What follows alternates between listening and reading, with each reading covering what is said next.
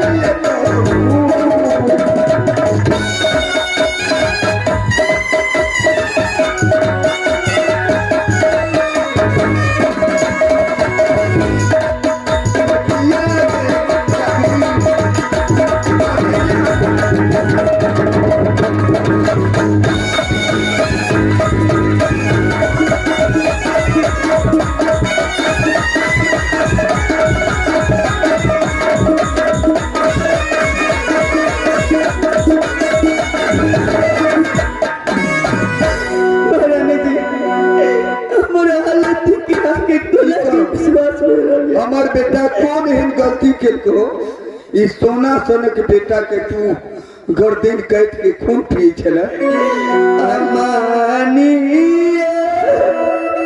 बचनिया महारानी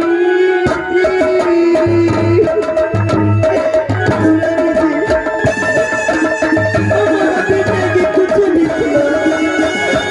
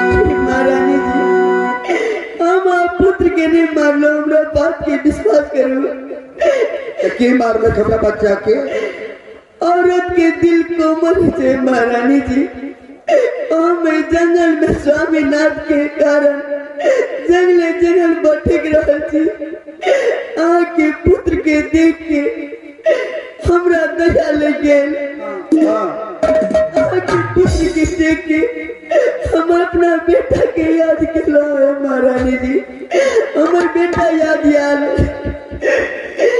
एक बार हम अगर इंतजार करे चला कि अगर माँ बाप याद हम दिखा दाव कि अगर पुत्र आया महारानी जी औरत के दिल को बोले थे हम कोना के मारे वहाँ पुत्र के महारानी जी। अच्छा तू जंगल में आवे छला तो हमार बेटा कटल छल की हाँ तो देखला हमरा बेटा के तो तोरा दया ले गेला। हमारा हमरा दया है यार, हम इंतजार करे चलो कि कोई एते तो दिखा दे, कोई होते तो दिखा दे। ठीके कहे छा, ई बात सही छिए। ये औरत के दिल सही में कोमल है छे, ककरो बच्चा के कैद कोना के देते, ई सही बात है। अच्छा ठीक छे, हमरा बुझाई है जे जे एकरा कोहे ले आल हेते, हमरा स्वामीनाथ के कोहे ले आल हेते, वह बच्चा के खून के नहीं हेते। हे पलटन, पलटन अपना बच्चा के ई नहीं खून करके कहे छे कि मिलकर औरत के दिल कोमल है छे बच्चा। हम हिया के नहीं देखलियो, हिया के देखिए तो पकड़ लेती।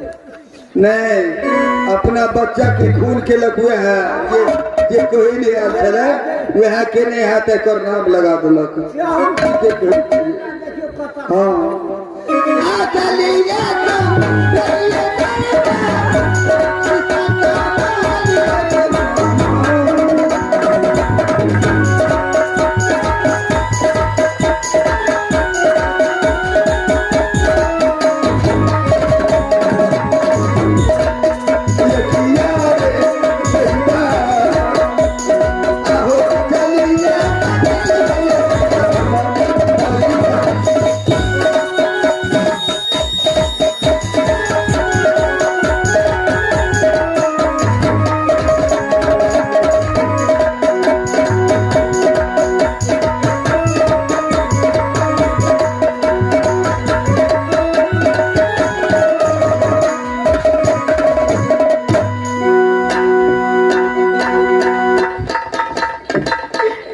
महारानी जी, अपने बहुत दयालु चलिए महारानी जी, जे हमारे बात के विश्वास करके छेड़ दिए महारानी जी।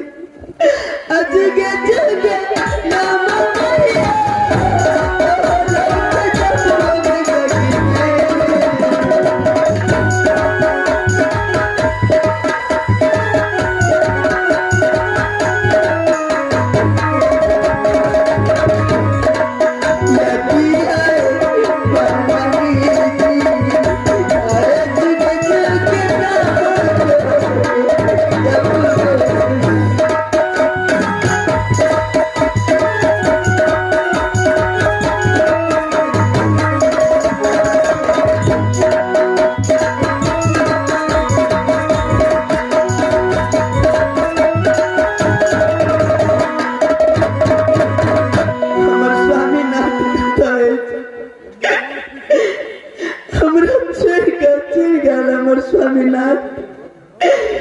दर दर के ठोकर खा रहे जंगल में हमें भगवान, हमरा से मिलत की नहीं मिलत ही भगवान।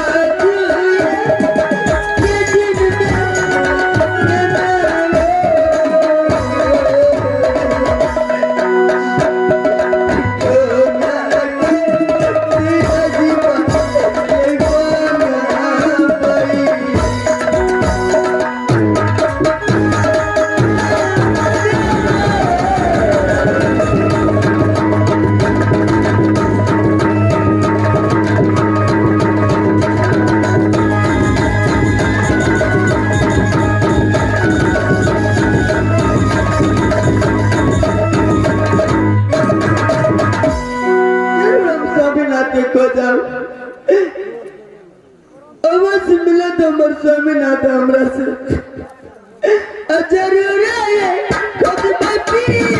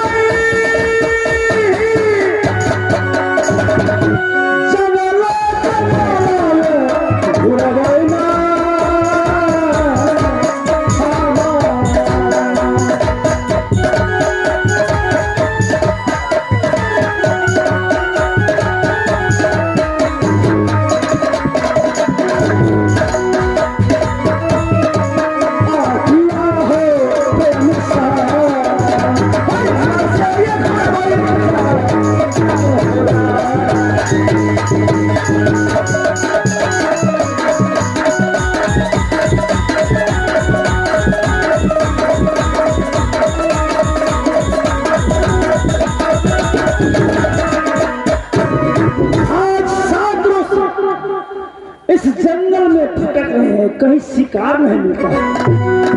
सोचे कि कुछ दिन और आगे जाकर के खोजे, चप्पा चप्पा हमारी खोज लिया, लेकिन एक भी शिकार नहीं मिला। क्या करें, कुछ दिन और चलते हैं, अगर मिल गए तो ठीक है, शिकार खेल लेंगे, उसके बाद यहाँ से चलेंगे।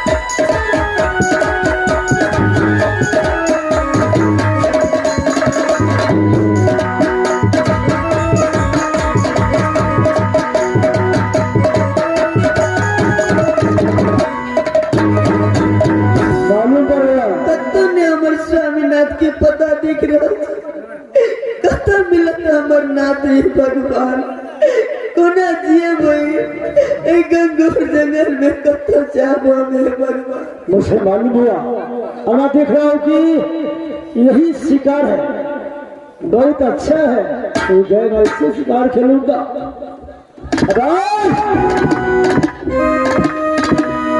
इस घनघोर जंगल बीच में तुम कहाँ जा रही हो? भैया जी बहुत दुखिया आदमी थी,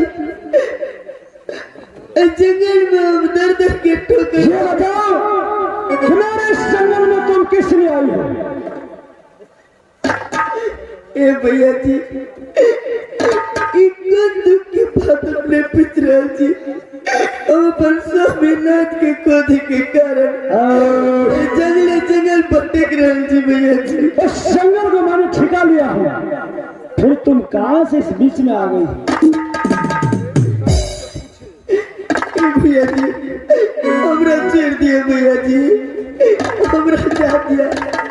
एक गंगौर जंगल में हम गलती से चले लो।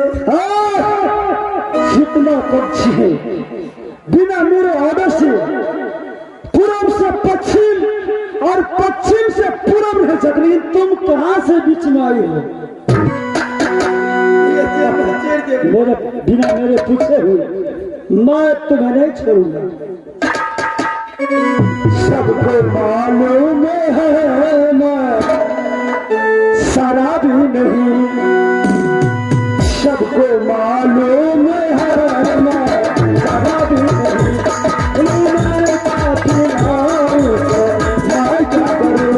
सिर्फ एक बार नजर से नजर मिली, सिर्फ एक बार नजर से नजर मिली, हर कसम टूट जाए तो मैं क्या करूं?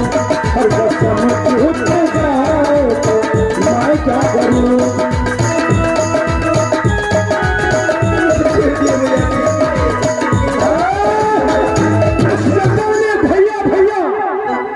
जिस मुख से तुम बोल रहे हो भैया वो तुम्हें अच्छा नहीं लगा, इसी मुख से बोलो तुम सैया सैया बोलो। हम एक पतिव्रता नारी थी, हमरा पास पति है भैया जी। अपन स्वामीनाथ के खोज के कारण दर दर भटक रहा छी। हमारा के हाथ जोड़ के कही छी भैया जी हमरा जा दिया। इतना सुंदर चेहरा मैं तुझे छोड़ दूं? रूप साजल के है श्रृंगार में,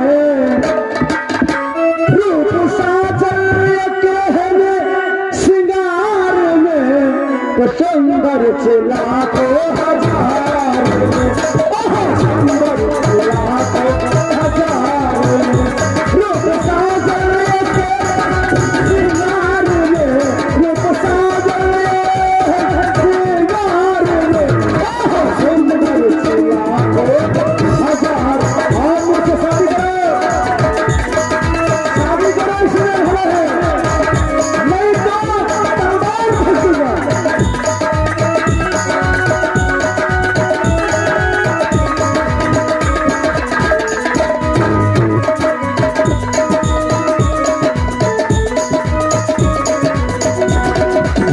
चेहरा गया के हमर कारी, हमरा बुझल इंदिरा सन के कारी।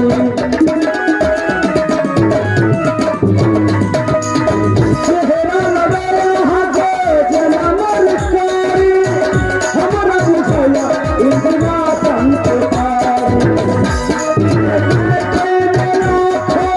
हजार में आहा सुंदर के हजार में, आहा सुंदर लाखों हजार में। मुझे शादी करो। हमरा छोड़ दिए भैया जी। आगे कही थी ना हम पतिव्रता नारी थी।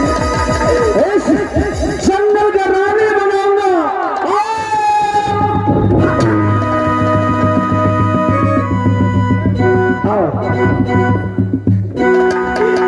हमार बात नहीं माने भैया जी।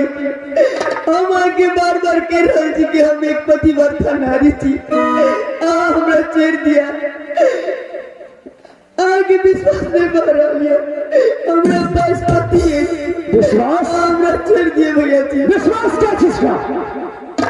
आओ जल्द शादी करो। मेरी बिनती सुनो तो जानो,